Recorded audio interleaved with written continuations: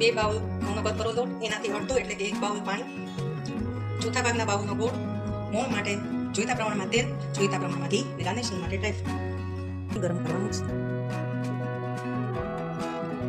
ત્યારબાદ બતાવેલ માપ પ્રમાણે ગોળ ઉમેરશું.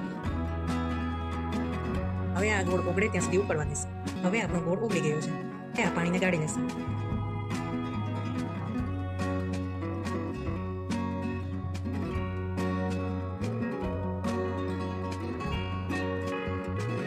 ત્યારબાદ ગાળેલા પાણીને પેન પર દઈને ગરમ કરવા મૂકો. ઉકળે પછી તેમાં 2 ચમચી ઘી નાખો અને 5 મિનિટ ઉકળવા દો. હવે આ પાણી ઉકળે ત્યાં સુધીમાં લોટમાં મોણ નાખી દેશું.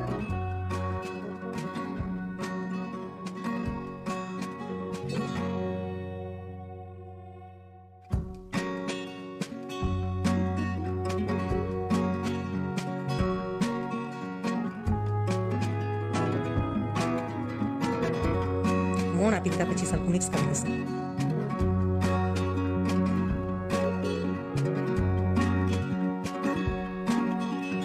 હવે આ પાણી ઉકળી ગયું છે, તો તેમાં આ લોટ ચારે બાજુ નાખી દો અને વચ્ચે આ ગોળના પાણીનું મિશ્રણ લોટમાં મિક્સ થવા દો.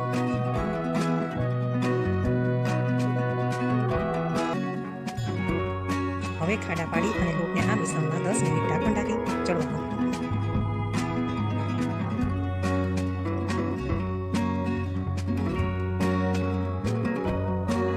વચ્ચે વેલણથી મિક્સ કરીશું અને ફરીથી 10 મિનિટ ચડવા દઈશું.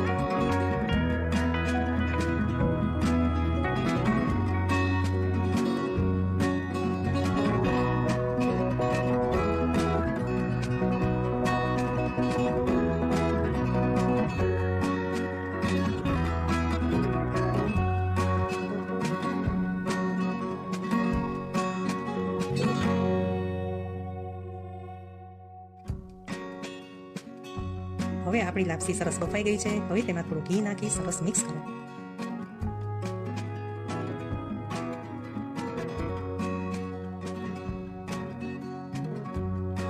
હવે તેને બાઉલમાં કાઢી ઉપરથી ઘી નાખી મિક્સ કરીશું અને ડ્રાયફ્રૂટથી ગાર્નિશિંગ કરીશું.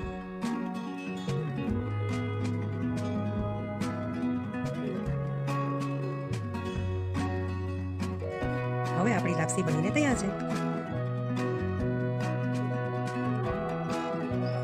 મમ્મી, આ લાપસી કેવી બની છે? આરતી, આ લાપસી તો બહુ સરસ બની છે. છૂટી અને સ્વાદમાં સરસ, એકદમ સરસ બની છે. તો તમને અમારી રેસીપી ગમી હોય તો લાઈક કરો, શેર કરો અને સબસ્ક્રાઇબ કરો અને બેલ આઇકન દબાવવાનું ભૂલશો નહીં. 2 બાઉલ ઘઉંનો કતરો લોટ, એનાથી અડધો એટલે કે 1 બાઉલ પાણી, ચોથા ભાગના